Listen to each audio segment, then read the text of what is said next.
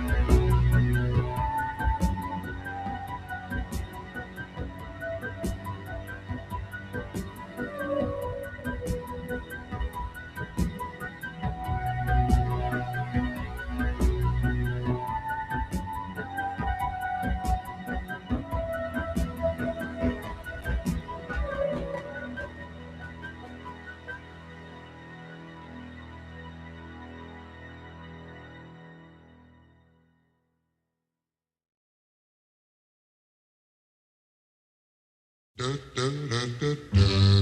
night, sweetheart. Rest. From Porch Forensics deals with the darkest corners of human nature. This show contains graphic discussions of murder, violence, and the broken. Listener discretion is strongly advised. But if you choose to stay, well, family, pull up a chair on our front porch, but know it gets real dark here real fast.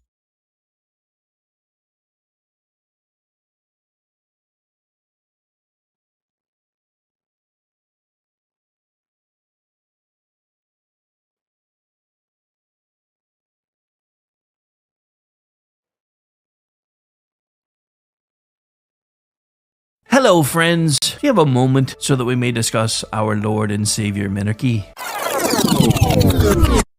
No, seriously, I'm just kidding. Hi, my name's Rick Robinson. I am the general manager of KLRNradio.com. We are probably the largest independent podcast network that you've never heard of. We have a little bit of everything, and by that, what I mean to tell you is we have news, pop culture, special events, conspiratainment, true crime, mental health shows, drama productions, and pretty much everything in between. So if you're looking for a new podcast home to grab a little bit of everything that you love all in one place, come check us out. You can find us on X under @KLRNradio. You can find us on our Rumble and our YouTube channels under the same names. You can also find us at KLRNradio.com and pretty much every podcast catcher known to man. So again, feel free to come check us out anytime you like at KLRNradio.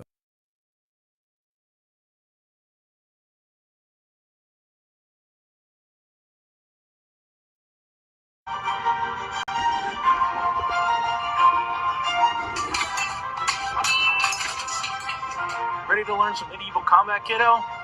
You bet, Dad. Let's do this. You know, spending quality time with your kids is important, but finding a fun and safe way to do it can really be a challenge. That's where halberds come in.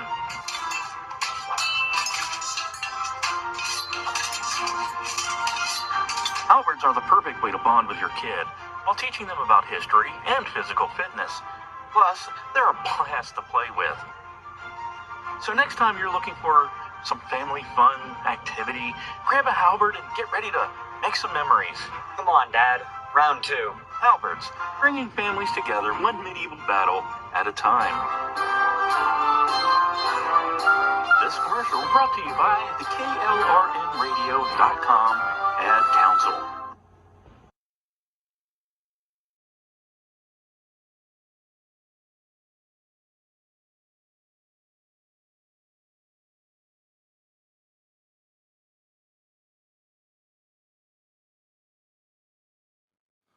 All right, so take 2 tonight.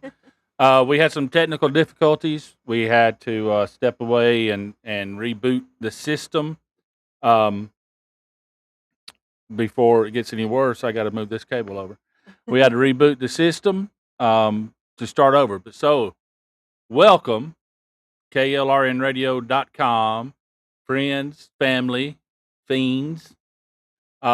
I am BumpStock Ken, and this beside me is the wondrous, the lovely, the infamous, your hostess with the mostest, BumpStocks Barbie.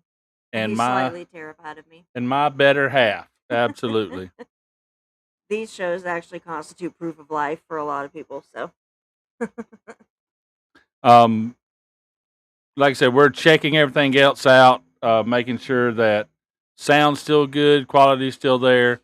I hope you guys can hear us fine. Like I said, we had to reboot everything tonight. So, but we are back after about 3 weeks of being off between birthday parties and 4th of July, and then a storm last week. We wasn't able to be here. So, and now technical difficulties tonight. So we'll see. we're still learning. So, The y'all bear with us. This is all raw. This is just us being normal people. I mean, so hopefully everything sounds good and looks good. I think the microphones are working correctly. I say I'm not getting any messages, which I'm trying to keep track of. So, Yep. I know Aggie and Rick both said earlier it was echoing. Right. They And said it then, of was course, echoing everything out dropped out and on everything. us, so. So, but hopefully we're still working kind of through some of that stuff tonight. But getting back to our real killers series that we're doing here on Front Porch Forensics, we are looking at cinema's most terrifying and infamous, I guess, serial killers and mass murderers and things like that. Yeah. Whether it be TV shows like Dexter or movies. It's big screen and small screen, Yeah, silver screen, golden screen, We whatever it's started off called. with Hannibal Lecter. We went into Norman Bates, John Doe from Seven. Of course, we did Dexter. Those are the only ones we've done so far, right? Yeah, Dexter was the last one we done. Yeah. We are now on Hannibal. We've done Hannibal Lecter, Norman Bates, Dexter, John Doe. John Doe, and tonight I think is the perfectly named character or series, at least. It's Franchise, 2 movie kind of. franchise. There you go. Yeah. Franchise. There's 2 movies out, and then there is a TV series out on Shudder. Yeah, Shudder special, but I mean the same people who made the first 2 movies, they're the ones doing this too. So it all usually you get off in the weeds when it comes to sequels and the series based off of sequels and stuff like that. No, this entire franchise has been solid throughout. Yeah, and the franchise we're talking about hovers around a guy that when we first introduced to him, he goes by the name Joseph. And then when the second movie comes out, we realize quickly that Joseph is not the real name. Because then he takes on the And name of his last victim. yeah, and because calls the next himself by movie's that name, the second movie name is Aaron, And then in the series, I think there's like 12. There's 2 seasons, 6 or 8 episodes each, and each one has got a new identity. So no one knows his real name, which I think is kind of pretty cool. That is awesome. Like it's almost like John Doe. It's easier to, I guess, come to terms with if you can put a name to the monster, you know? Right. But in this one, like John Doe, you can't. The series we're talking about, for those who may have picked up on it already, or at least saw the first attempt at the show tonight, which was a miserable failure. We are talking about the franchise known as Creep. And like you said, it is so aptly named because these are uncomfortable movies Yes. to watch. I mean, they actually are, and not because it's like gory or anything else. It's No. just you're just very deeply unsettled by this guy. Now there is, of course, some gore in it because there's scenes where there's killed. The guy's main form of killing is an axe or a bladed weapon, a knife. So you get that kind of stuff, but it's nothing gratuitous. It's nothing crazy out there. Yeah. It's just good old fashioned Psychological. Oh, the horror. psychological horror. Like, It's hard it's hard to argue against this. To me, might be the best Yeah. one out there. Yeah, I think I had jotted down a note about like how it made me feel. Right. I mean, it was kind of ridiculous. Do you have a note that you want to read, or what are you checking on? Just the notes I was making the other night that I read Oh, to okay. you. We'll get to all this. I'll just leave it pulled up on If my someone phone, can so. check in on a chat somewhere and let us know how the sound is, make sure the microphones are reading right. Since I had to drop out earlier, I'm not sure everything picked back Yeah, up y'all right. come So join the chat because like if you have seen this movie, like we definitely want to hear your thoughts too anyway. and it's again 'Cause we're these are kind live. of obscure. Like I don't think a lot of people really know that these movies are out there, but for a horror junkie like me, like they're iconic for Yeah, what they are. right now we're on KLRN radio.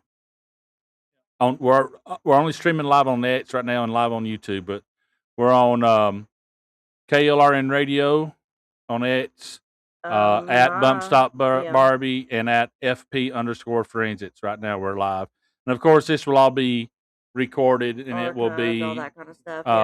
done up and released later.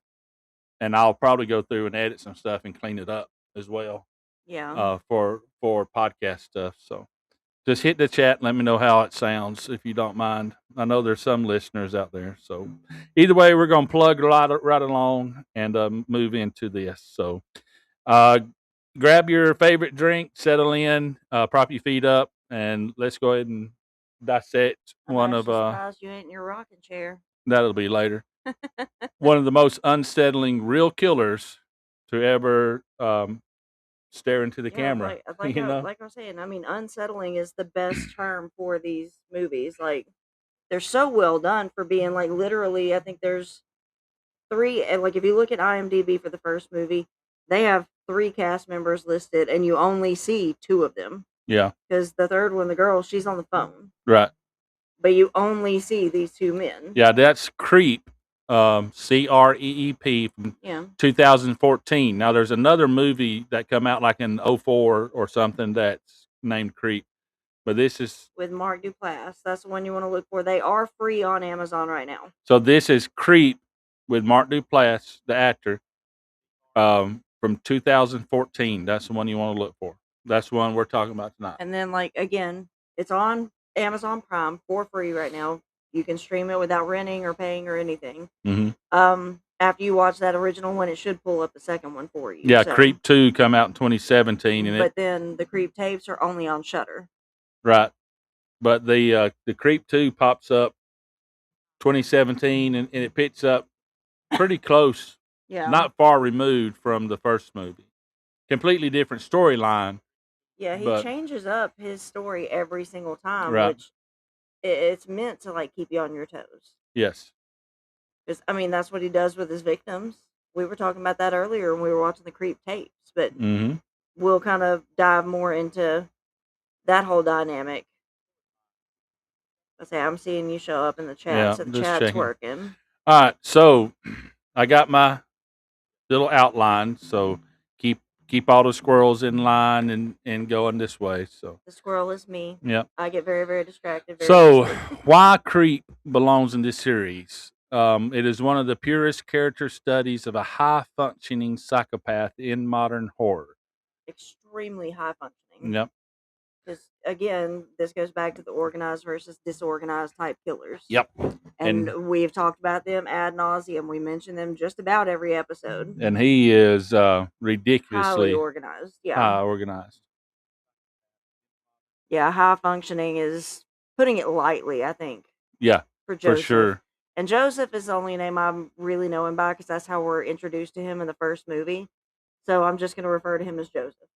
I knew why we was Right. sounding so quiet in my headphones. I turned my headphones volume down, so I couldn't figure out why. So we probably sound like we've been yelling at everybody really, really loud. And I'm sorry about that. I'll fix that right now. But Hey, when I get excited, I talk loud. That runs in my family. but We're very loud people. I could not figure out why you were so quiet, and so I kept bumping you up, and then I realized, no, it's my headphones. So again, sorry guys. it's been if I don't do this every week or whatever, I forget how to ride a bicycle. Okay. So, all right, the brief franchise overview, we've already talked about that. What I love about these shows is the found footage style. It's almost, I say it's a documentary, but you say it's more found footage, and found they even footage can go into like the documentary. Yeah. Like look at The Bay. The And- Bay is one of my favorite movies. Mhm. And it does cross that line. It blends those two genres between found footage and documentary. To me, when they talk about found footage, it's like after some sort of event, they find a camera and Like they look Blair at- Witch. Yeah, that's where my mind goes when it says found footage. But They even found it, yeah. but even the description on IMDb says found footage. Mhm. I just disagree with that name. I think it blends the two genres like very well. It's definitely shot in that home recorder, camcorder type style. Each individual person like basically brings their own camera Mm-hmm. to every like meetup and scene. Right. Well, that's the whole point of Yeah. it. And reason I wanted to bring that up is because the way these two movies and these shows are filmed, and that actually adds to Mhm. the creep character itself. factor. Yeah. I mean, So it's important. to use a pun, the creep factor. The film itself mixes this dark comedy with very awkward intimacy type moments, and it actually builds a genuine dread throughout. Yeah, like from the get go, something is off about this guy. I mean, let's just dive right into how Aaron in the first movie meets Joseph. Mhm. I mean, he shows up like he found this ad on Craigslist. This man wanted like for what 12 hours or just one day, 8 Just hours. one day. Well, you just know. says one day. Yeah. Yeah. One day wanted somebody to come in and film him to Mhm. record him. Oh, let me get some pictures of these guys And up here. the thing is, you've got to go out to this very remote cabin and everything to meet him.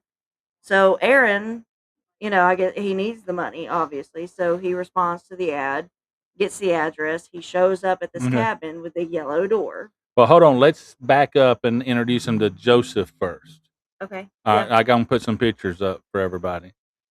So we got on screen here, it pop up, will be Joseph. Give you an idea of what he's I like. was about to say, that's like not the best picture for the first one to introduce him, but I mean, grabbed it the kind of wrong also one. is. Oh, it definitely, you find out quickly what he's like. But, Yeah.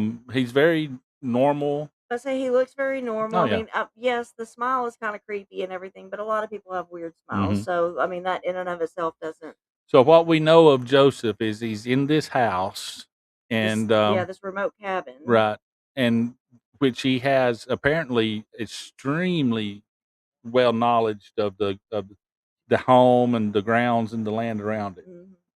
Mhm. He is not unfamiliar. Nothing he does is accidental, Mm-mm. coincidental, nothing. Right. Everything is strategic. Like he learns every possible thing. Mary the Great says she is first test, so she's out there. Let me know if it's too echoey or if it sounds okay in the comments since Hi, you just Mary. checked in. So back to Creep, back to Joseph.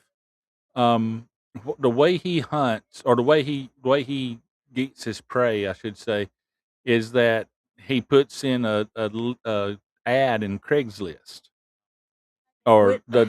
something like Craigslist, Okay, anyways. when you said prey, that brings up something that I need to ask you. Do you think he's an ambush predator? Because he sets the trap. I Yeah, mean, like a trapdoor spider. You set the trap and then you ambush them. in a way, I'd Like, say yeah, I he would would fit say, that. because none of these targets are particularly chosen. It's just whoever responds to his ad. Mm-hmm. You know, he's not actually stalking or hunting any one person in particular. So I would say ambush predator probably suits him best. I could get I behind mean, that. it's not perfect or anything, but Hey yeah, Zelda. when you said hunting prey and everything, that immediately came to mind. Mm-hmm. Well, like I said, he puts in, and we're calling it Craigslist. I don't think, do they ever say Craigslist in the I show? think so. Okay. I didn't know that might have been a trademark type thing. They couldn't use it in the movie. I didn't. I don't know. But Craigslist is sketchy. I don't think yeah, you're gonna like even us. I don't think we're gonna get any trouble for just mentioning them in a movie setting. right. Well, Since no, I just meant for the people right if they had the rights to it or not, because there was an actual Craigslist killer. yeah, and So I should have done the notes on him, but maybe we can just bring him back in later. That could be yeah. one I add to our ever growing list of cases that we want to cover on this show. Like real cases, not Right. REEL, but REAL. Real cases. Philip Markoff was the Craigslist killer in 2009. Yeah. Yeah. So, God, that was almost 17 years ago. That's when our daughter was born. so anyways, and what he does is he asks for um a videographer Yeah. to come, and each reason is different, but Hey, Zelda. he offers them $1,000 for 1 day of work. Now, as you watch the show, you see that 1 day may be 8 hours, it may be 24 hours. The time frame doesn't matter once the psychological warfare If I begins. say once that person is already there with him, Yeah, then all bets are off. but yeah, the bait is $1,000 for 1 day's work. Hmm. So, And you're just videotaping. hmm I mean, that's all he's yeah, asking people to do. he even tells them I would say it's nothing weird, but no, he it even is tells weird. them have the camera rolling when they come through the door because he doesn't want to miss anything. Yeah. He wants So, every second of their day yep. documented. And But that's kind of where we see Aaron come in. yeah, I'll get a picture of Aaron up, and Yeah. now this house with the yellow door is this cabin, right? And his first victim in the movie one is Aaron, the videographer there. Who actually is also the director of the first movie. I showed you that on IMDb the other night. I have so limited room for stuff. I don't care. No, I pushed it right yeah, the out. man on screen that plays Aaron is actually the director of this first movie Mhm. as well. Kind of the whole like Saw type thing where the director was the other guy in the room, Yeah. in the first movie. So kind of that situation there. Well, he gets him to come into the house, the cabin in Crestline, California. So another Yeah. West Coast setting. Oh yeah, we're definitely, I think all of this in the creep. We're all still based in California. Yeah, yeah. I think so. I don't know. Not sure. I don't want to commit to California. It would make sense that the rest of them would be, Right. but Um. So Aaron arrives to the house, and almost immediately the mind games start. mhm. Now this, again, just like with other real killers, there will be some spoilers. Yeah, if you've Um. never seen this and you want to see it, just you can catch the replay later, but it's on Amazon. It's streaming for free, both Creep and Creep 2. Mhm. Y'all can go watch those if you don't want any spoilers first. But yes, we're going to walk these movies through. Yeah. So, we're not going to get caught up in all the details, but no. just as we progress through. So, jump scares, there's a lot of jump scares off of it, and jump scares throughout these movies and shows. And even though I think that's kind of a cheap thing for horror movies to do, these were pretty solid. They were well done. Yeah, I think they were done purposely a little cheaply to set the tone too. So I say it helps to build up that dread because you never know when they're coming. right. But again, the humor that they tie into it is great. Oh, I mean, very, very dark humor. Joseph in the first one, his whole shtick after Aaron gets there and everything, he's like, okay, this is the place. It's the yellow door and everything. Mm-hmm. So he gets out of his car and he's walking up the stairs to the front door of the cabin and everything, and he sees like the axe on the wood stump. Yeah. And everything. And like it's so deeply just obvious foreshadowing, and they meant to make it obvious. Right. Like that axe is kind of a favorite weapon of Joseph. But doesn't he say something like, "Wouldn't it be so funny, like if he used that axe on me later or something?" Exactly. Yeah. There's a lot of foreshadowing in it. There's a lot of red flags throughout. And honestly, they're meant to be very obvious to the viewer. Yeah. What's unique is the way the fourth wall is broken in this all the time. Obviously, because it's a found footage style, but the fourth wall is broken to. I mean, it's perfectly used psychologically, and just even the writing and everything is. And the way they do it is it brings you who's watching the shows into it as well. It makes you feel like you're the one recording all of this stuff. Right. Like you're in that position. It puts you in the room with them. I saw Rick pop up there for sharing the link, and I missed it. So if he wants me to try again, if he'll pop back up there, I'll hit share the link for him or pair him to the system, however it works, if he wants to. I'm showing backstage, but since I'm doing it on a different computer, you have to run all that. Yeah. But anyways, Joseph. Okay, Aaron shows up. He responds to the Craigslist ad for a videographer.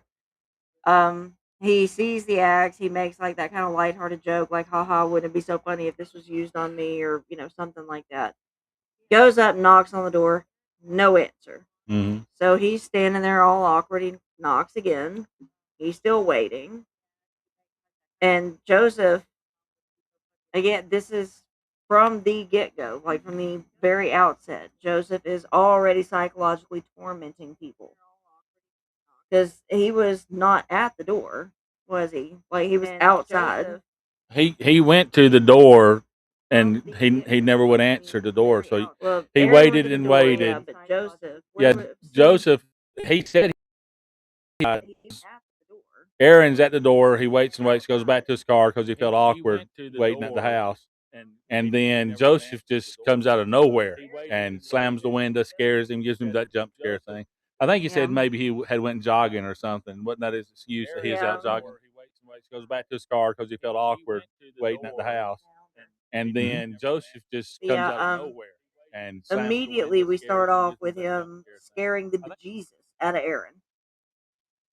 So again, with the dark humor, like he kind of laughs it off, and even Aaron's like, okay, it wasn't that funny, but I'm gonna, laugh uncomfortably and pass it off. Oh yeah, immediate, like, ooh, this is not good, Yeah, red flags are going up from the start. So then,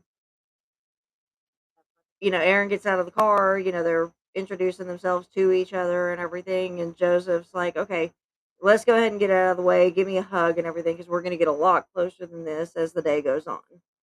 So he automatically just pulls him in for a hug, and that's weird enough as it is. Like, this dude just scared the holy heck out of you. Yeah, he immediately starts in with the weird, awkward intimacy. That's what you were saying, like that.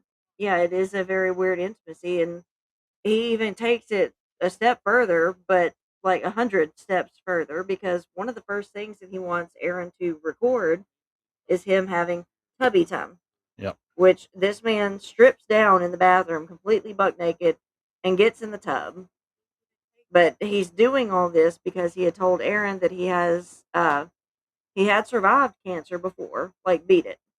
And then he started having like dizzy spells or, whatever else, and went back to the doctor, wanted to get checked out again, and it's in his brain now. And they can't And it's operate. inoperable. Yeah. So he makes it this. Well, he tells this story about how his wife is Angela. I can't. Angela, I think, yeah. Is a few months pregnant and that he won't survive till the birth. So he wants to make these videos showing their son how to grow up and all this kind of stuff. He And, wants his son to know him, is what he's claiming. and he calls the son Buddy. I Mhm. don't think that's the. Well, I don't think that she was even far enough along. He just said they assume it's a boy, and Yeah. so they were calling the baby Buddy until Yeah. they could pick a name. So the first thing he wants to film is Tubby Time. And you see that on the screen. So the first thing this guy does, other than filming the introduction, is film this dude get butt naked and jump in the tub and pretend to bathe an A infant. baby, yeah. I mean, you see him, what he's doing with his hands right there. If y'all are watching the live and the video stream, that's him pretending to hold his infant son Yeah. and have, bath time. And, for a lot of parents, tubby time not that kind of tubby time, obviously, but No. I mean, a lot of parents, like, yes, you will, like, have showers or baths with your kids. Yeah. I mean, It's normal. there's a lot of people who will probably say, "Oh, that's weird," but if you're turning that into something sexual, like, that's on you. I Like, mean, it's so normal that the past president of the United States did it till his daughter's like 14. There's no age limit to this, according see, to. you made it dirty now. I didn't say nerd. I just said that he showered with his daughter till she was a teenager. That's But all I say, said. usually, I mean, okay, even with our daughter and everything, when she was a little bitty baby or something, sometimes it was just easier to bathe and everything at the same time. Yeah. So, And it's in all seriousness, that's yeah. something normal, and it's actually pretty. I guess sacred might be a No, good I word, wouldn't but say sacred, but I mean, it's more parents have done it than not, yeah. and That's what I'm saying. It's there's nothing nothing sexual about it. exactly. So But yeah, we're getting hung up on the sexual aspect of that. I mean, this is creepy, but not in that way. right, yeah. He doesn't turn it into anything like that. No, I mean, you see him like He's just if he had his infant son and everything there in his hands and everything, you think, oh, this is really cute and this sweet. this Like, this whole scene, as awkward as it is actually a sweet scene. especially when he leans back and is pretending like Yeah, his like son he's is on his holding him. chest and he's patting his back, and then you see him get upset. Yeah. He's a phenomenal actor because obviously none of the story is true. No, it turns out that nothing's true. No. So, But that emotion that he shows, like when he pretends that he's like holding his son and patting his son on the back and everything, that emotion, it seems very, very genuine. yeah, once at one point when he says this is supposed to be fun, but all of a sudden it's sad. It got serious. It got sad. He slides under the water like he's going to drown himself, to the point that Aaron, the filmographer or videographer, is Well, he did actually talk about ending it. yeah, and the videographer actually gets worried and starts to reach in to help him out. And anyways, And of course, he bursts up out of the water screaming and yeah, jump scares the scares there. bejesus out of him again. Yeah, I mean, you have jump scare games that Joseph plays throughout. Yeah. You have these forced intimacy moments like these, like this bathtub scene. and yeah, the forced hugs. He's always hugging. He's got these. He wants to share these personal stories, and again, come to find out that you can't trust anything. No, Obviously, that Joseph absolutely said, not. but he's very, very, very convincing. Oh my gosh, he Yeah. is. Like, even knowing what I know about the movies, like the end of Tubby Time, like I was almost in tears because, like, you kind of, as a parent, you kind of feel that, like, Mhm. that I'm not going to be here to do this with my child, and this child doesn't even exist. Yeah, exactly. Like here I am being upset about a fictional story that this sociopath has made up. Right. That's how good he is. Yeah, he's really good at it for sure. But yeah, I mean, we're kind of breezing past like the awkward, intimate moments that he forces. They're very, very key to this because, and this is probably where my notes come in, that Joseph preys on people's empathy. Mm-hmm. He knows exactly how to exploit this stuff. I mean, he's terrorized this man already just in the first couple hours of the meeting. This Aaron is already deeply uncomfortable. He's already had the life scared out of him like twice. Uh, I mean, it's unreal. He disarms people by exploiting the empathy. He Right. makes himself seem so sympathetic that you want to override your own survival instincts. But it's like I've told our daughter, like, look, be willing to offend people if your gut is telling you something is off. Yep. Be willing to hurt their feelings. It's okay as long as you make it home safe. They'll get over it if it's not a big deal. If it wasn't ever anything nefarious or anything, they'll understand if they're a good person. Right. For sure. So yeah, I always tell her, like, God gave us these instincts for a reason. Listen to them. And none of these people that Joseph interacts with ever listen to that instinct. Right. And again, what's interesting when this kind of stuff happens is he even tells them at the end of each show, at the end of the movies, when he has these interactions with these people, that he tells them, "Why didn't you pay attention to the red flags? They were there, you know." He does not try to hide it. He actually like flaunts them in front of him. Mm-hmm. The taunting, I think, this psychological torture, the taunting and everything, that is more important to his that killing need that he has. Is that almost signature. Like the kill itself is incidental. Right. It's the torture that comes before it that he's needing. Mm-hmm. He needs for them to be unsettled. He needs for them to be afraid without ever knowing really why they're afraid. And you mentioned something great earlier that every single time, like he makes somebody uncomfortable like that, he just blows right past it Mm-hmm. immediately. He never gives them a second to process it, to Yeah. take it in, It's and like to he, understand that okay, none of this is okay. yeah, like he'll say something that completely throws them off, but then he'll like steamroll right into the next thing. Yeah. Won't give them time to really process what just was said or what was Yeah, done. because they're now focused on the next thing that he just said, and like, Mm-hmm. okay, this was weird, but then now I got to focus on this, and that was weird, but then he goes into something else. Like, Mm-hmm. yeah, they have no time to process this whatsoever. Yep, just boom, boom, boom, boom. He's always keeping them on their toes, Mm-hmm. psychologically And I think, speaking. yeah, I think that's a lot of his jump scares and these Mhm. off the wall stories, just to keep them off balance. See, that's why I actually, you know me, I don't like jump scares in a movie because I think it's like the cheap thrill. Mm-hmm. I think it's too easy in a horror movie. In this one, it was actually necessary because with him, like you never knew what he was going to do from moment to moment, and that's what made that tension build and build and build through Right. these movies. I mean, they were so well done. And it doesn't sound. I mean, I don't know. It's hard to explain it without you seeing it. How well Yeah. because he plays such a Jekyll and Hyde almost. It's like, Mhm. but he does it to a point that you can almost think, well, okay, maybe he's like autistic, or maybe he's just ADHD or something. Let's say there's something going on. He's not quite like other people, Right. so social norms are Just kind super of beyond awkward. him. The Asperger's, whatever, something like that.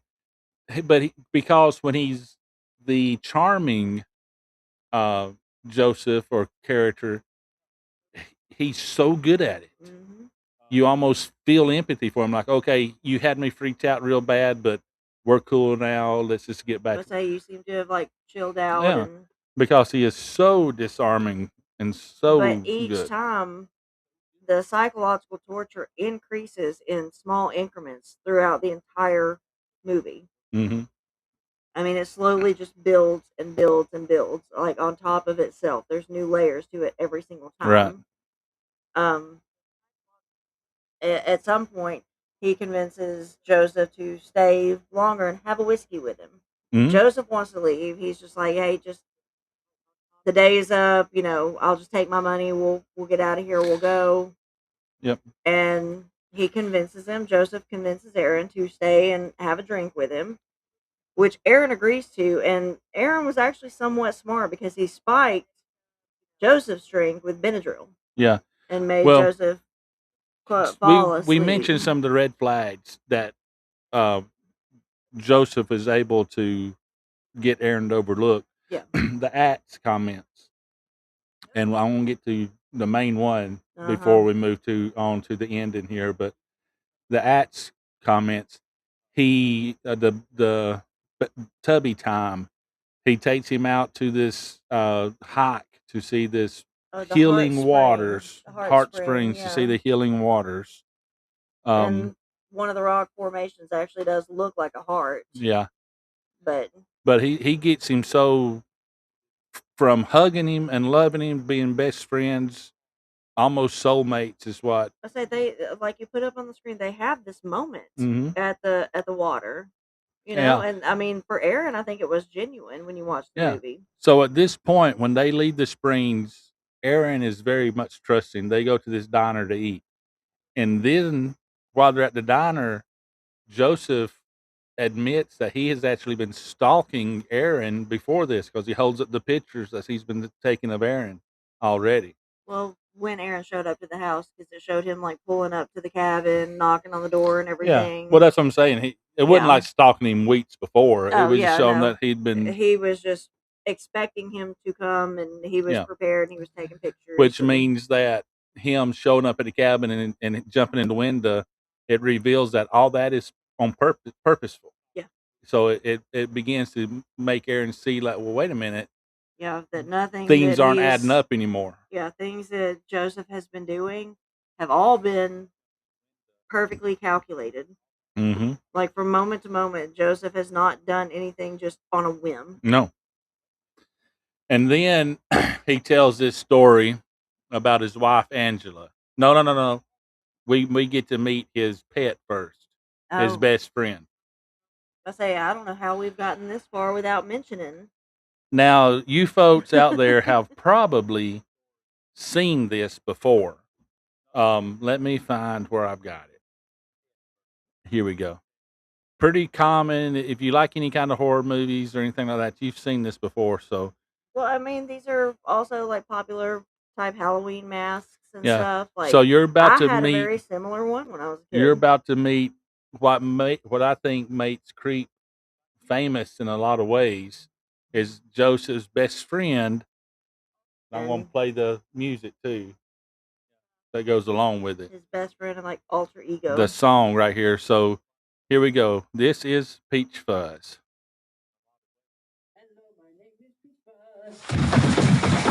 I might look like I eat you up, but I'm as friendly as a rabbit, and I'd make a very good friend.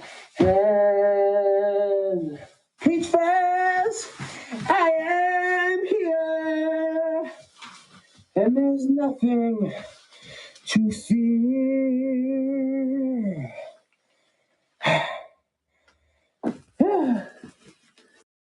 So that is Peach Fuzz. And like what you're seeing on the screen for those that are watching the video parts of this, he was actually like doing a whole little dance right here. Oh yeah, in it's a this horrible mask, little like- dance with this mask.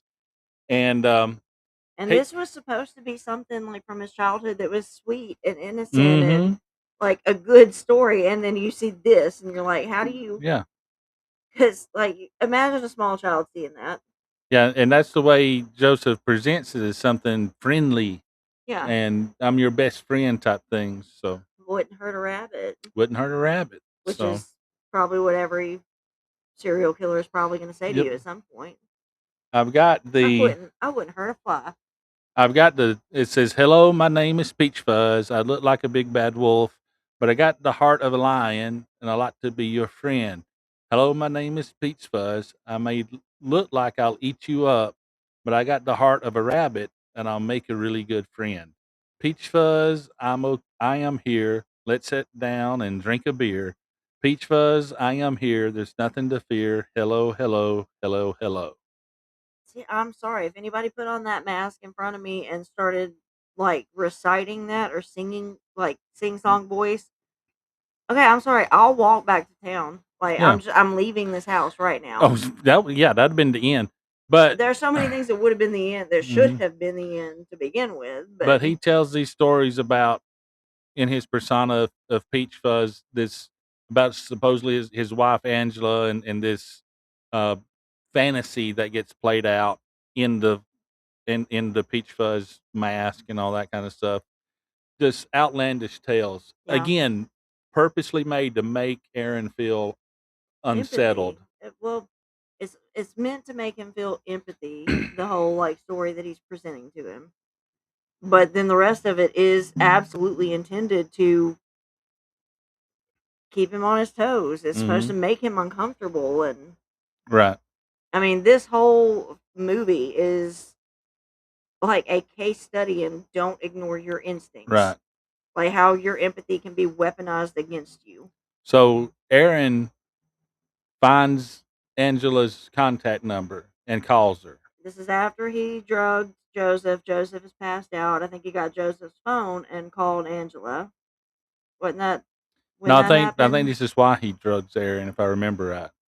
Because remember, I mean, this is why Aaron drugs him because he's talking to Angela, and at this point he thinks Angela's his wife, and he's telling her like, "Hey, Joseph's not flipping out. I mean, he's not okay and all this kind of Yeah, stuff." I know he's And got a brain tumor, but exactly, I'm sorry about the brain tumor, and he's asking about the pregnancy, and Angela's like, "Whoa, whoa, whoa!" The woman on the phone, who we never see, is just on the phone call, but she is credited in the credits. But she's like, "I'm Joseph. I'm his sister. I'm not his wife. He doesn't have a wife. You need to get out of there." yeah, she's telling him to like leave. Yeah, she's telling him that he needs to split, and that's when he crushes up all the Benadryl and everything and puts in Because the drink. Joseph's already So, taken his keys too. oh At yeah, this point, took his yeah. car keys. Yeah, Joseph's already isolated him there. He's already spent well over his 1 day there and all that. So, Yeah, we're into like the overnight hours. right. So, Aaron drugs Joseph and he tries to leave, but Joseph uh, attacks him wearing the mask. Remember, because he wasn't enough Benadryl, but he was real sluggish and slow, so he wasn't successful in the attack. And Aaron escapes. So he goes home, and I don't know why he didn't go to the police. I say he tried to go to the police, but at that point, like, He didn't really have any proof or but nothing. let's talk about what all starts happening after Joseph, after Aaron gets back home. Like he escapes the cabin, he gets back to his place. Now suddenly, he gets a DVD in the mail. Yeah, he starts getting these DVDs mailed to him. Yeah, the first DVD is Joseph, and he's dragging something in the woods up like a slope and everything. Kind of like they're in like trash bags, right, or something like that. Like, so I took it for trash bags, anyways. I did too. But yeah, Joseph's hauling it up like on the slope, like he's kind of in the middle of the slope in the frame, and he starts digging a hole. He just starts digging right there on that slope, and Aaron is saying, because now he's recording himself and his reactions. So Aaron's like, I don't know if he meant for me to think this was a body that he's burying or something. Yeah, that's right, because the way Joseph, again, is a master at this. So there was no actual evidence that the police could use other than, hey, this is just weird. But there was no. I mean, he's dragging bags and everything that he's going to bury, but you don't see ever what's in the bags. The only thing the worst thing he's doing is harassing this guy. That's it. Yeah. So, and even then, like in the DVD that Joseph sent him and everything, there are no defining markers for this point in the forest or the woods that the police can go check and see what was buried up there, if anything. Right. And they don't even show his face either in the videos. It's just, who it is. But I don't think they show his face in the actual video he sends Aaron, because that would be evidence. He does, because he's facing the camera as he's starting to dig. I don't remember that. I say we watched this like a week ago when we were gonna do it then. That's why we try to watch them before we do these episodes. But Yeah, and then Joseph sends him more stuff in the mail. Mm-hmm. What was the second? The second box was a much bigger one. He and had it came with a stuffed a wolf. stuffed wolf, a knife, and then the locket, the heart-shaped locket with their Yeah. photos in it, And that's when with Aaron's photo and Joseph's photo in it. and Aaron at this point has been trying to go to the cops and everything. Like he wants to get a restraining order. He wants to know what he can do, and there for stuff like this, for harassment, for stalking, and everything. Unless they actually show up at your house or something, it's very very hard to Yeah. go about the legal route for that. Well, Aaron also, Joseph finally reaches out, and Aaron just wants him to go away and stop. So he tells him, "Look, if you'll just meet with me so we can have closure on this, then I'll stop. I'll leave you alone." So Aaron, being the idiot boy that he is, He agrees to he do agrees it. to do this. Now you can talk about the setup. I'm gonna find the Yeah, quote. Joseph is the one, and I'm sorry, I would have picked the location if it was me. But Joseph, Aaron lets Joseph pick the location where they meet. Mm-hmm. And it's this lake and everything, beautiful little spot. I mean, it really is. But the lake nearby the cabin, and it's got a bench under a tree. Yeah, and I got again, pictures of that stuff. Very, So. very beautiful spot. But that was the fatal mistake that Aaron let Joseph pick the location. Mm-hmm. Yeah, and if you're on our like live feed and everything where you can see the pictures, it's a gorgeous spot. I mean, you Yeah. kind of see the mountain off behind the lake, and you see Aaron right there sitting on the bench in front of this tree, and it is cold. You can actually see their breath and everything, and there's no leaves on the tree. And there behind, like, Aaron is sitting on the bench waiting for Joseph. That has Like, been waiting there for a while too, for a long time. And he said, like, okay, I've got my camera rolling. I've got my phone set up to auto dial 911. Mm-hmm. And you see Joseph right there behind him in the mask with an axe. Yep. The axe that we saw in the very beginning. And again, this is filmed so well; it's completely silent. You can hear some.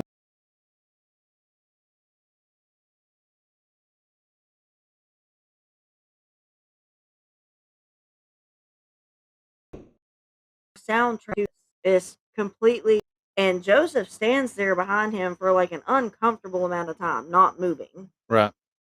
Until finally you see him kind of get closer and everything and raise the axe above his head. Mm-hmm. Again, all of this is completely silent, and you got the axe raised up. If I say y'all can see it on the screen now. And this scene plays out several minutes.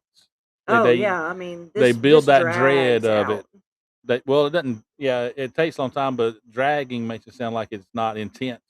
But it is amazing. No, I'm saying like it dragged it out because that's what made it so intense. Mm-hmm. Because everybody, you're watching this as like the viewer of this movie, and you're like screaming at Aaron, like turn around. So there's the aftermath. I didn't get the shot of the. No, but that's fine. But he does bury the axe in Aaron's head right there, Mm-hmm. and then just there's no one around. He just slumps over in the bench. Mm-hmm. And then Joseph just very calmly walks away. Yeah, the quote that's playing while this happens is from Joseph in his voice. It says, "Why didn't you at least look behind you? It just seemed dumb that you would just sit there. And then I realized why you didn't turn around. Is because you're the greatest person that ever lived." Yeah, talking about how he trusted him, and he thought, even after all the red flags, even after all the things I've done to you, you still stayed with me. You still stayed with me, and you still thought I was a good person. Yeah, like he's saying, this still shot right here from the movie, you do get Joseph's voiceover because he is now watching this footage himself. Yeah, what we see is Joseph's. So yeah, he says, "Why didn't you look behind you? That was just dumb." Yeah, this is my favorite. One of my favorite pics is Joseph watching on his screen what we just. That's it, and that's when he turns around and looks at his own camera. Mm-hmm. You believed I wouldn't harm you. Yeah. That's another thing that he said. Yep. And he said, "You'll always be my favorite." and pauses for a second. He said, "Of them all." Of them all, yeah. Of them all. Aaron is not the first. That's No. how we find this out. And the movie ends with him taking another call from his Craigslist. And he Mhm. opens a closet with probably, I mean, he claims 39, we established. In the second movie, he claims 39. Yeah. But there's so many more VHS tapes, DVDs in this closet when he Yeah. opens this door. And they all have names on them. Yeah, they look to be well more than 39 for sure.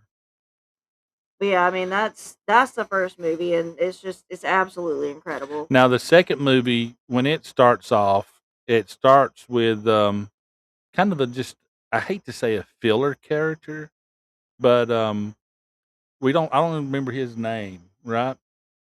But we come into this scene. Is that a young After the M. Night Shyamalan? It looks like him. We I come may into look up this IMDb. scene well into it. He's already established the friendship. He's already done all the groundwork. We come in at the very end, and he is sitting with this guy, this victim, talking about this life and being in his friendships. Oh no, Karan Soni.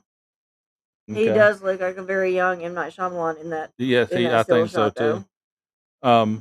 So for those that can see it, see what we're talking about, and so we see this history has already been created. They sit down, they're having beers together, and Joseph is telling this guy about how he's getting older. He's just not enjoying life anymore. How things just seem to be dull around him, and all these kinds of, that he's not getting any pleasure out of his work anymore. He's Right? losing his mojo. Right. So, and then just very, very abruptly, as he's telling this guy this, he just takes and ends him. And you see the blood splatter and everything on the wall behind him. He slices his throat, right? And then you see Joseph just sitting there, just so like there's no pleasure in it, just like he's just tired. You know what I mean? I say that need is still there, but he's deriving nothing from it at this point. Right. Which we haven't talked a lot about the psychology here, but I think walking them through the movies and everything is important to establish everything that I would talk about with the psychology. Mm-hmm. So I don't mind if we spend some more time just walking them through movies, and Yeah, that's fine. Whatever you want to do. then we'll analyze him. Yeah, that's fine. Take the lead on it. Whatever you want to do. Oh no, I mean, yeah, we'll just go through the movie. So the next movie, this opening scene is from Creep 2, from 2017, right? We have a whole new Aaron. Excuse me. We have a whole new Aaron. He is approaching 40. He says. I got some pictures of stuff. Let me find him. Yeah, in Creep 2, his name, he calls himself Aaron. I want to step back to this here. He's going by Aaron now. That's Joseph, right? I say that's Joseph from Creep 1. It's the same character in Creep 2, but now he calls himself Aaron. But you see kind of the death in his, just the boredom in his eyes now. There's nothing there. There's just... I mean, he plays it so well. Right. So as we roll into... I'll go ahead and put this one up. Just to show the difference in his demeanor. That's Aaron in the hot tub scene in Creep number 2. Which is a very odd scene to me. Like, I did not... I was uncomfortable with now, that. To go back and set up this movie, like I said, his mindset, he's in a rut. He says he's in a midlife crisis, right? And he's got to find his mojo again. So didn't he say something about losing his mojo? Yeah, I think so. So he says he's got to find his said that. mojo or whatever. So he sends out a new list, a new Craigslist ad asking for somebody to come film $1,000 for the day. And this time, this woman named Sarah, who has a YouTube channel called Encounters, and she specializes in these Craigslist ads, and she'll go videotape the experience she has with them. She doesn't do the sex kind of stuff, but it's like one of the one of the Craigslist people wanted to be mommied, so she literally sat there. The guy crawled up fetal position, and she patted his back and sung lullabies to him. Yeah. That kind of. One guy just wanted her there to talk, and they wound up just sitting staring at each other in the garden. That one guy said he had Marilyn Monroe's ghost living in his walls. Yeah. So she would go do these videos on these characters, these people that put these Craigslist ads. So when she seen this one, $1,000 for one day, she's like, "Yeah, I can do that one." Easy money. So she goes, she gets her stuff, and she goes to his house. So let me get Sarah up there. This is Sarah. In number 2, and creep number 2, he's going by Aaron in creep number 2 at this point. Was the victim from the first movie, so he took on that name. But Sarah makes note of this, and we mentioned in the first one how he wants to, quote unquote, break down the barriers between them, like immediately. Whoever's coming to like video, like do whatever, shoot the film. He wants to break down the awkwardness and the barriers. So he just like, he immediately gets completely nude. But now, to be fair, he asks if it's cool. He's standing there in a towel, and she says, "Yeah, go for it." So he drops the towel and completely nude. So you in creep 2, you get full frontal nudity, right? Of old boy standing there, and then she's in the bathroom talking into her own camera. And she's like, in the first 10 minutes of meeting him, his dick was in your face. Yeah. So, but the flip side of it is he wanted her to do the same, and she does. He takes the camera, she stands up there, and she gets fully nude too to show the trust, because they wanted to be raw and real and just get all the awkwardness out of the way. So they both get butt naked in front of each other in the first 10 minutes of meeting each other. Which in and of itself, like, that's a deal breaker. Yeah. So she goes back in the bathroom to put her clothes and everything on it, and then she realizes, like, man, this is going to be intense. At this point, she's not scared yet, but she's like, man, this is weird. She's curious, like, right. But she is intrigued by this at this point still. What we also need to mention is when he sits down with her this first meeting, and he tells her, this is what I want. He tells her straight up, I'm a serial killer. I've killed 39 people. And this is how I do it. This is my MO, but I've lost the meaning of it, and he wants to get it back. He derives no more pleasure. Yeah, he tells her the truth right off the bat. Of course, she doesn't believe him. Well, that's probably the most disarming thing he could have possibly done. Because, okay, if somebody walked up to you and introduced themselves, hey, and I'm a serial killer, even we are going to look at them like, okay, crazy person. Yeah. Like, we're not going to believe them. No, like, absolutely not. So that is probably the single most disarming thing he could have done. Right. And he, like I said, right off the bat, immediately, hey, I'm a serial killer. This is what I do. If you have a problem with that, I'll pay you their money right now, and you can just go on your way. But she wants the story. She wants the experience of this guy because, again, she doesn't believe him. So she decides to stay. And what I think, like I said, Sarah is very skeptical. He's already told her that he's the serial killer, and all he wants is a film, an honest documentary about his life for 24 hours. And if she will do this, she gets to live the money, and she gets to live. Right. Or she could just take the money and leave then. Either way. But if she wanted the story, she had to wait. And he promises that, what do you say? I won't kill you within the next 24 hours or something like that. So. Oh, I mean, he did technically keep his word on that. Now, what I also think a lot, I really like Sarah, and again, she's a very pretty, very attractive woman. This actress is. Yeah. And but unlike Aaron, Sarah immediately starts pushing back against him, like, you And know, she jump scares him. yeah, she jump scares him. She thinks he's fake. She starts disarming him, as far as like, Because every time in the beginning that he tried to jump scare her, she didn't react. oh, she's And like a he rock, was man. impressed. He was like, "Hey, that was pretty good." Yeah. Like, And then he goes in.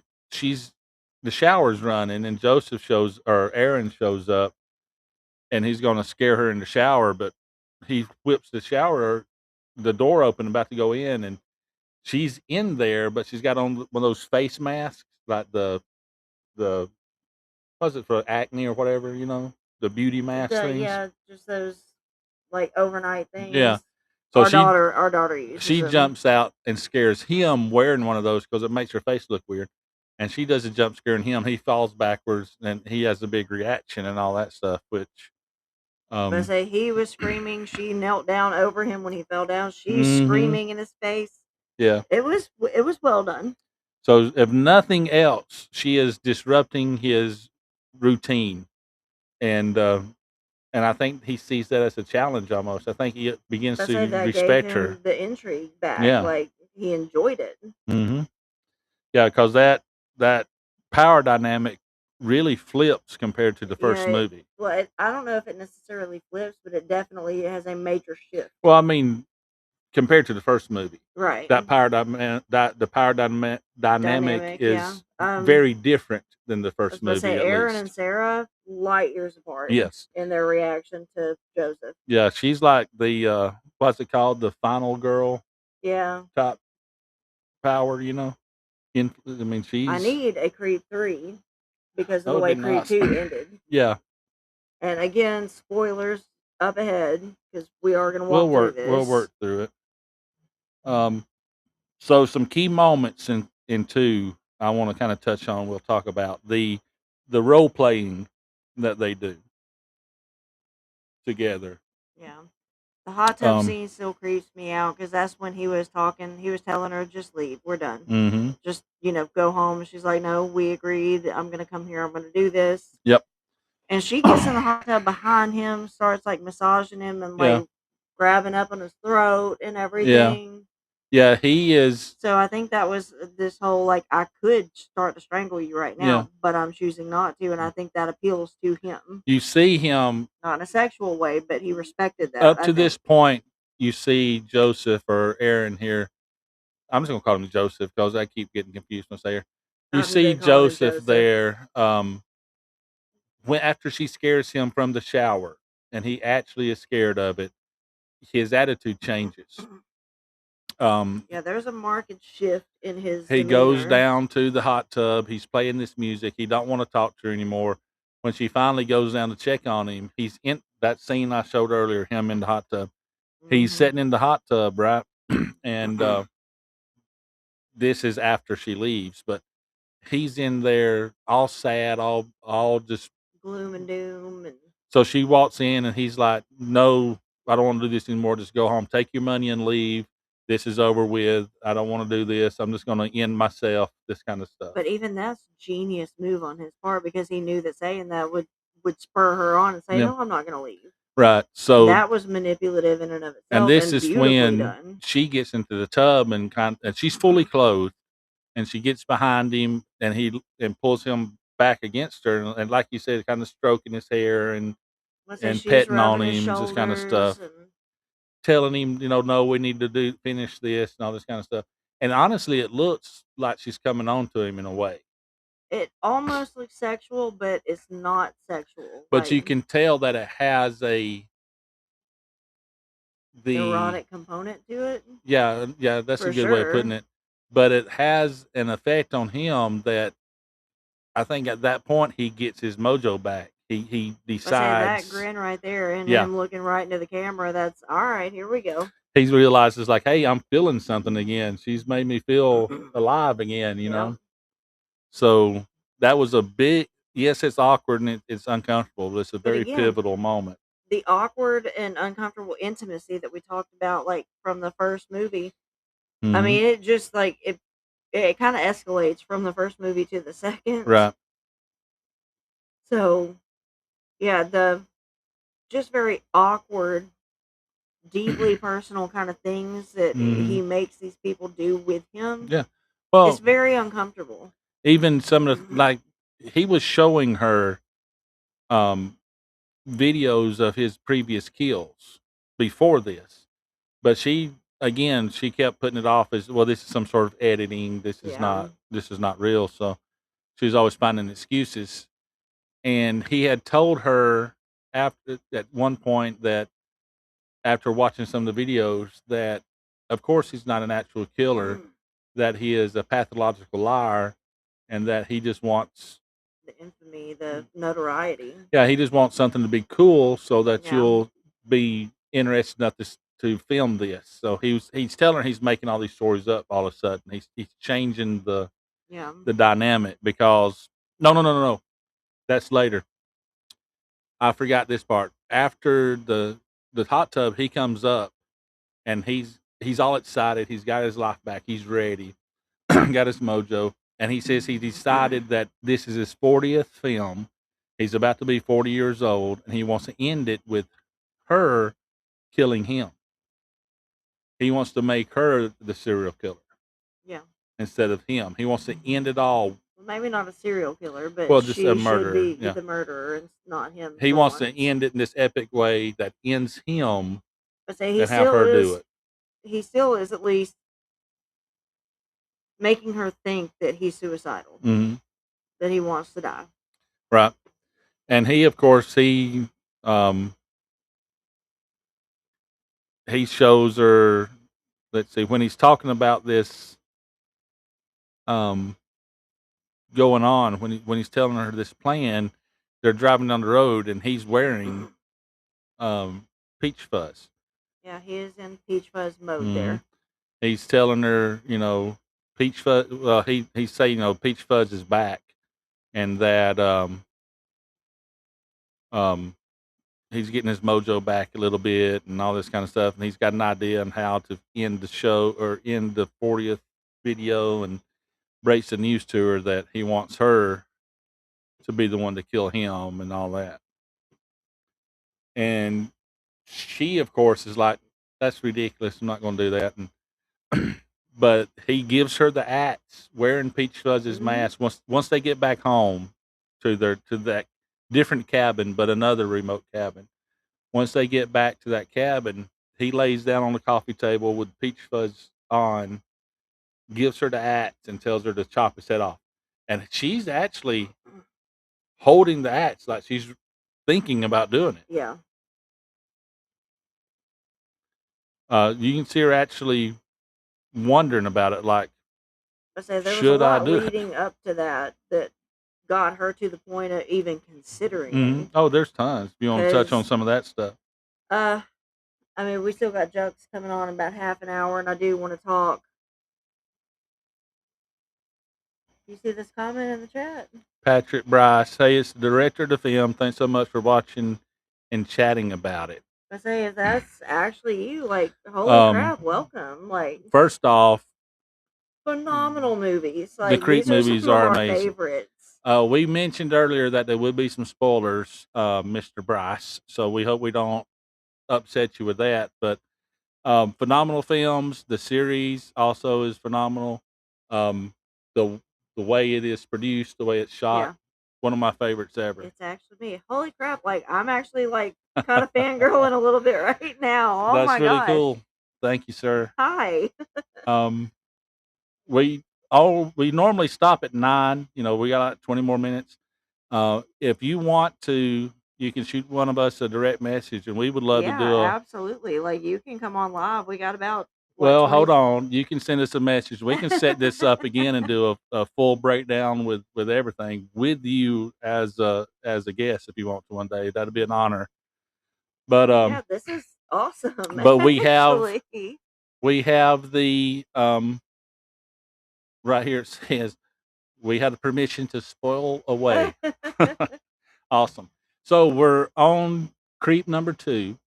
We're talking about. But hey, Sarah's already got the axe. Like, he's wanting to die, like, by her hand, Oh yeah, all that. he has figured. Again, this is a manipulative tactic, but he's Absolutely. telling her that she's the perfect one to end him and the way he wants to end it.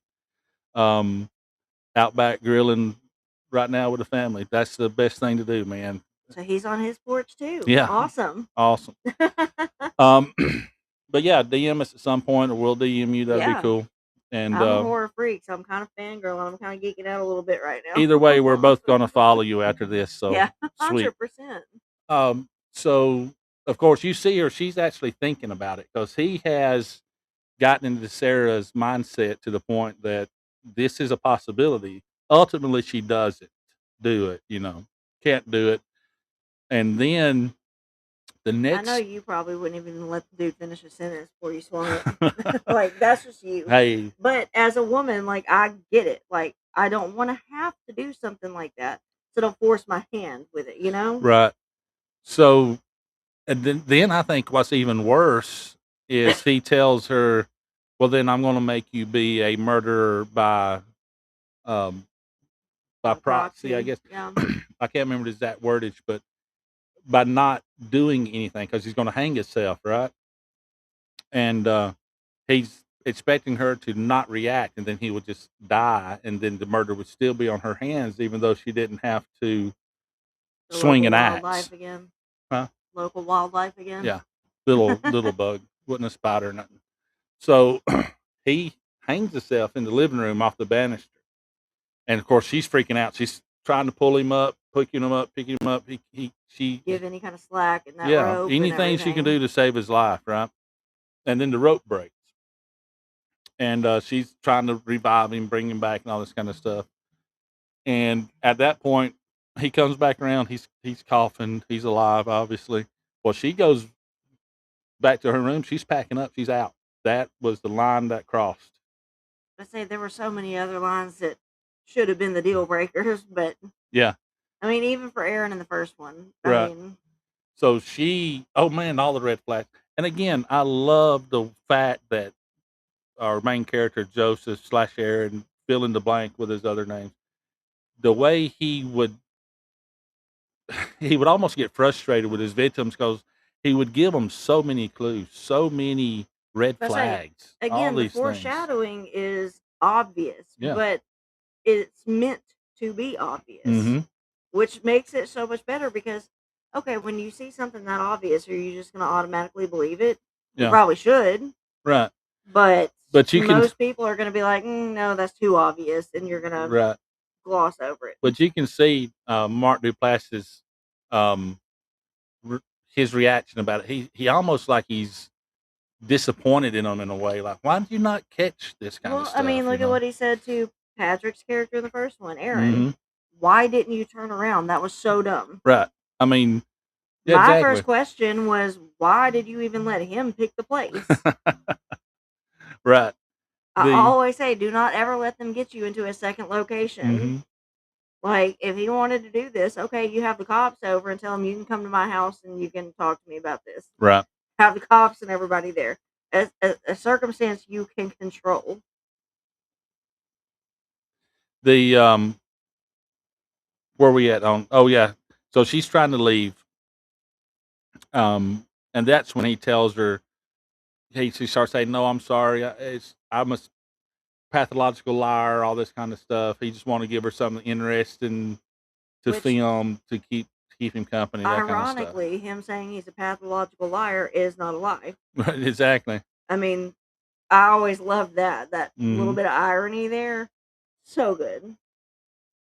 Because, yeah, he is a pathological liar, so when he tells you that, he's ironically not lying. So, let's say you've got our notes. I don't know. He takes. So, anyways, things progress. We're running up. I won't touch on some more stuff, but we'll get to his psychological profile. So I'm going to kind of step on through Creek 2 real quick till we can get to Joseph's psychological profile. Which is where I'm very excited. So the deal he makes with Sarah is that he takes her out into the woods, showing her almost like how he does the hide and seek thing he does. So he gets her out there and shows her a grave that he had already dug. and she starts to freak out a little bit, like, "Hey, wait a minute, why is there a grave here?" And he tells her that he's decided the best way to end it is for them to die together out there. He even compares it to Romeo and Juliet.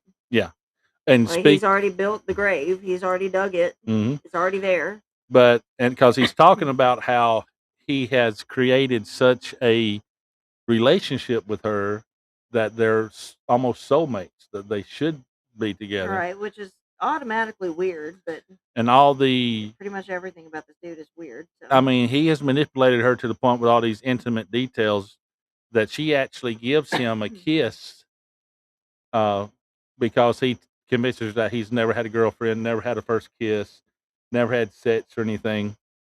That he actually winds up, she actually winds up giving him what she thinks is his first kiss. Right. So the trust relationship, that dynamic between the two of them is so intertwined, so intimate. I won't say intimate in a good way, but just intimate that. I say there are different forms of intimacy, Yeah. and like you said in the very beginning, he's just wearing a towel. Like, hey, let's just break down these barriers automatically, and even she strips down naked. Mm-hmm. That's being like probably the most vulnerable you can be in front of another human being. Right. Yeah, for sure. And so he's got this idea that they're going to kill each other and die side by side in the grave, right? Like Romeo and Juliet, he says. Mm-hmm.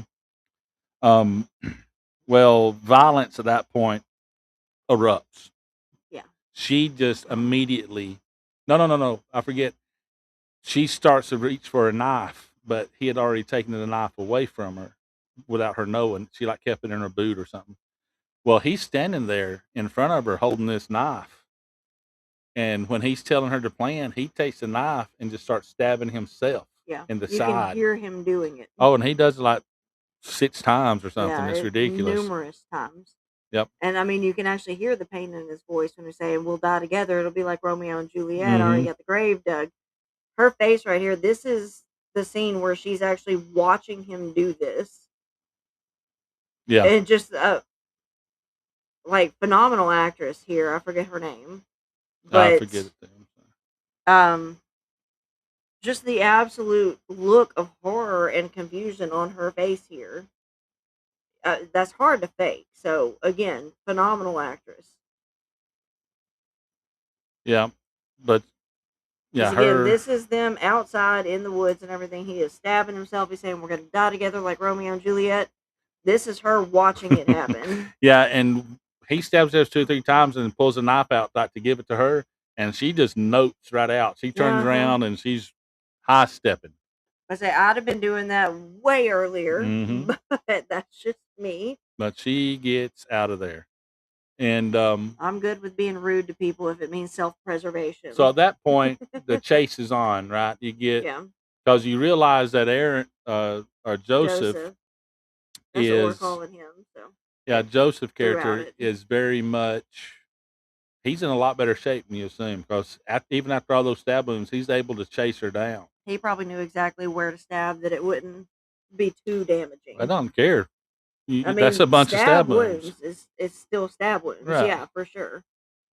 But again, if you know kind of where to place them, you know they're not going to be deadly. They're not going to bleed too much. Mm-hmm. You still have to be super careful. So he had to have some kind of at least knowledge of anatomy there. Oh, I'm sure. Or he did actually intend to die. But so he finally catches Sarah, knocks her what he thinks, knocks her out or whatever, drags her to the grave, and is gonna bury her. Well, he comes out of the grave. He's looking into the camera again, breaking the fourth wall, and he's talking about how. Yeah, he's talking directly into the camera. Yeah, to us, the viewer, right? And he's talking about how he was wrong. He guessed his story is going to go on, and all this stuff that Sarah wasn't the right one after all. And this whole time she's alive. She's come back up. You can see her in the background moving. Yeah. And then boom, whack, right on top of it with that shovel, And you actually see the blood spatter hit the camera too. So that was beautiful. So I mean, it was a solid hit. But what was it that I was like yelling at you, finishing up cookies while we were watching the end of this? I was like, if you're gonna brain somebody, you keep hitting until you see brain matter. Yeah, You don't just exactly. hit once and walk away. Right. We see that again. It's one of the other things is when you choke somebody and You they, actually told me like you don't have to do this every time. yeah, every single time. I know they just passed out. You got to hold longer, but Yeah, that's one of my pet peeves in movies: the strangulation or asphyxiation scenes. and Like it gets, they just stop when the person goes limp, and I'm like, all they did was pass out. You got to keep going. yeah, and it gets brought up every time. I think he's more annoyed by that now than he is like scared that I know this. Hmm. But so this movie ends, and I can't find the photo. I had it on the OBS stream and lost it when we dropped everything in earlier. But this movie ends with Sarah back in her home city, and Big city. I mean, she's crowded being sidewalks. filmed uh, as she's walking through the crowd. She gets on the subway, a bus, whatever thing is the subway, and she's being filmed and everything, right? And then, which we felt, he was close to her. Some of these yeah. shots and everything when she was walking were like right there with her. And the final scene is is her on the subway, just kind of minding her own business. And we failed to mention earlier that Joseph has this unique whistle, this tune Yeah. that he'll whistle, and he does it in every movie. He does it throughout the first movie, this one a few times, and even on the series he uses that whistle. And he finally whistles that tune, and you can see Sarah kind of react a little bit. And then finally, he just whistles loud for her, and she looks directly into the camera. Yeah.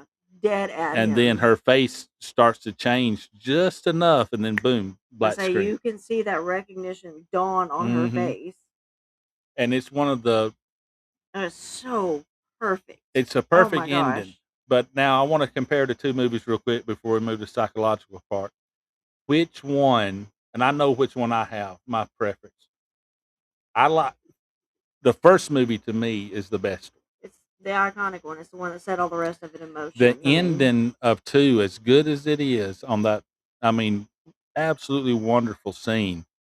The whole moment in the park by the lake in the first movie at the ending, Just the way silence, the way you have that ambient noise, you have that peacefulness of Aaron sitting on the bench, and then you have Joseph coming up behind him, and he stands there for so long, and he gets so close. Mm-hmm. I think that in any genre of movie, in any movie I've seen, that's one of the best scenes because of the way it is.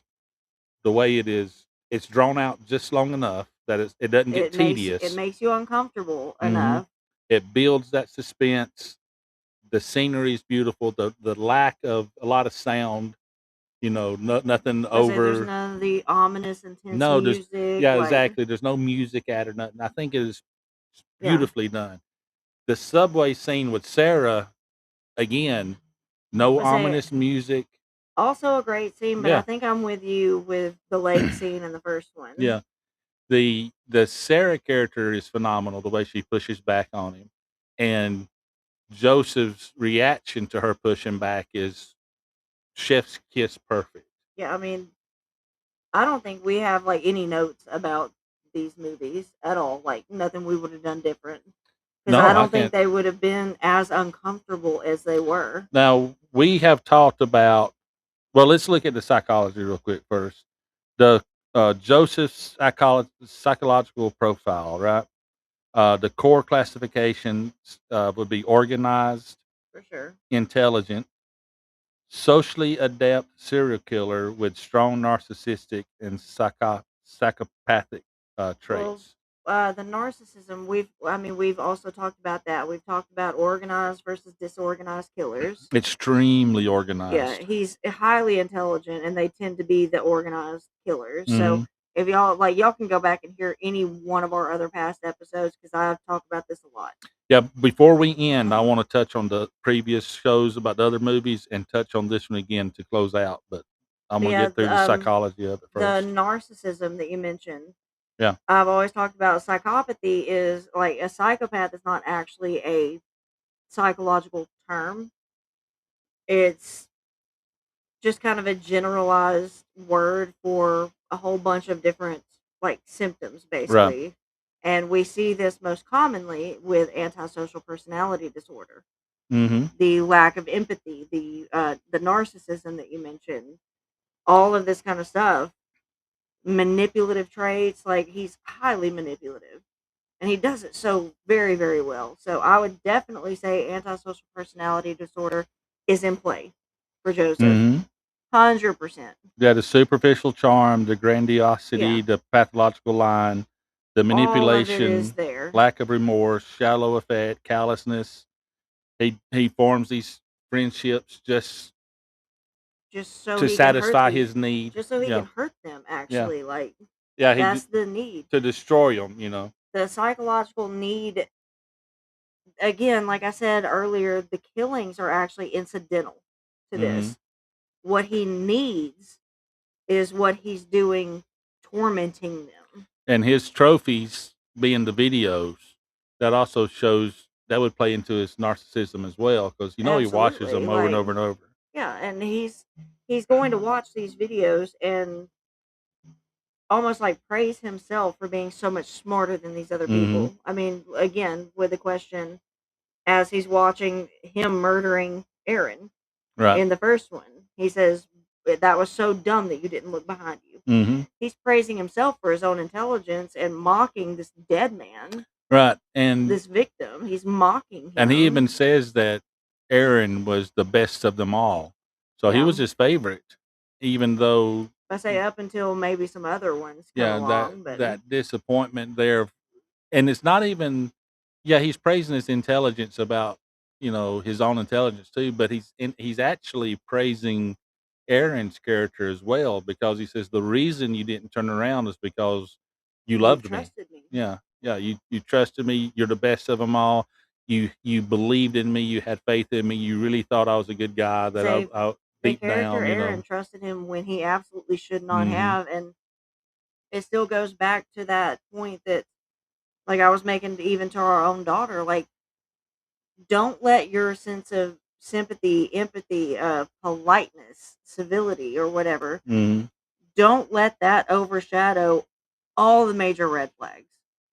Be willing to hurt somebody's feelings if it means you get home safe. Right. Yeah. And none of these people all like completely bypass that instinct. Right. They put it aside because he actually was just that good at manipulation. Hmm.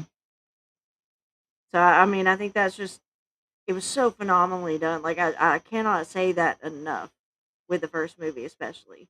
Yeah. And you only see that actually like come to fruition in the second movie, and then in the Creep And tapes. the And Creek tapes. Yeah.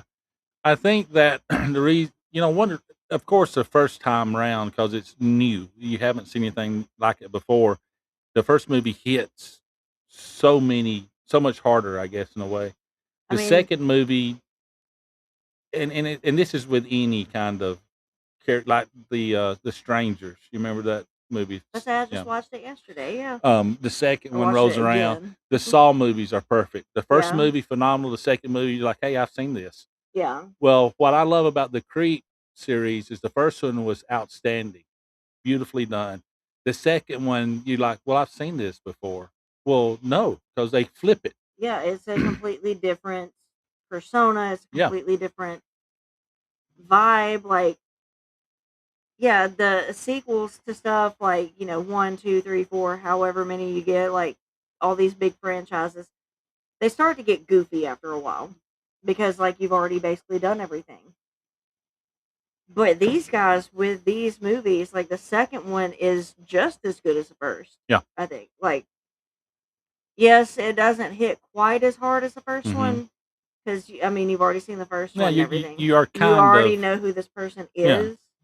But again, they so well. So what I wanted to do about the Real Killers series that we're doing right now, we've looked at Hannibal Lecter, we've looked at Norman Bates, We did John Doe, John Doe from the movie Seven, and we've done Dexter Dexter. from the silver screen, the small screen, and then tonight we've done Joseph with Creep.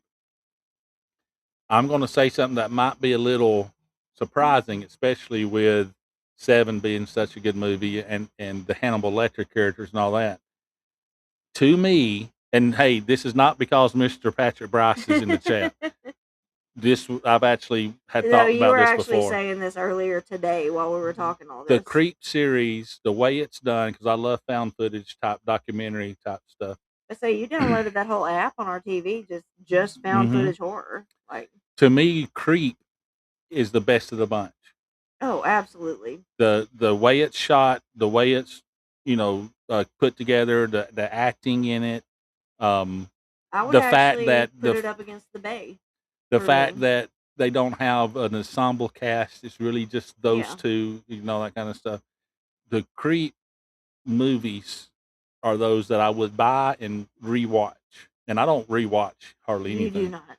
You only rewatch stuff because I make you do it when I'm rewatching it. But the Creep franchise is fabulous. So Yeah, we're about out of time. It's yeah. 8:56, and I Like got I said, found footage. Like, I love The Bay, but I'd still put this one as probably my number one too. Like, yes. And I grew up with like Blair Witch, The Paranormal Activities, all that kind of stuff. This one would still make, like, if I were to make a ranked list, This Creep is number movies one are for going to me. be at the top. For Now, again, like I said, we're going to have to end it. It's 8:57. I've got another program I'm going to be joining. I'm going to be joining Juxtaposition here at 9:00 with a special Bigfoot panel. So I'll be roundtable discussion for you guys. I'll be live on it following this. But again, like I said, I wanted to thank y'all who come and joined us, y'all in the chat, you who watch live. This show will be uploaded to all the podcast players probably by tomorrow. It'll be on YouTube tomorrow as well. I want to thank Zelda and Mary and them in the chat. Thank you much. I want to especially thank Mr. Brice who joined us. That was completely unexpected, and you had me like geeking out there for a minute. Yeah, outstanding. I'd love to hear from you, and we could do a whole another night, just us really digging deep into it if you'd want to do that. I would love to pick his brain one night. But I would like to make one plea. Make Creep 3. Yes. We need to know like what happens with Sarah, because it just ends with them like on the subway or the bus or whatever it was. Like, yeah, I need to see what where that went. Well, I am BumpStock Ken. You can find me on X at BumpStock Ken, and you can also find FP_Forensics, which is our show page. I basically run that one. You helped out as well. Front Porch Forensics on YouTube. You can search Front Porch Forensics on any podcast player out there, and you'll find us. We got about 40 some odd episodes right now, and on YouTube, we got Front Porch Forensics like this. We have Front Porch Forensics Cryptid Chronicles are also on the same YouTube page. So this Front Porch Forensics, you'll find both. And we are actually planning something for October that I've been really wanting to do because I read the Scary Stories to Tell in the Dark as a kid. I'm actually revamping them to be Appalachian folklore, so we're going to do that all of October. As many stories as I can get in. But I am BumpStock Barbie. I do all this stuff. I write for Twitchy. My author page is in my bio. Mm-hmm. I have other pages, but y'all, if you're following me, I'll give you those pages later. So Right. So again, you know where to find us. Look, Front Porch Forensics on anywhere. We will be back next week. I will be on Juxtaposition here in a minute. But until next week, remember, y'all, please do not do anything that's going to land you on an episode of our show. That's right. Y'all be good. Be safe out there.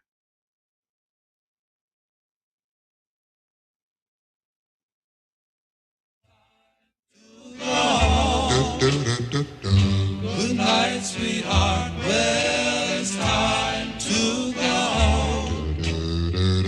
I hate to leave you, but I really must say, oh, good night, sweetheart. Good night. Good night, sweetheart. Well, it's time.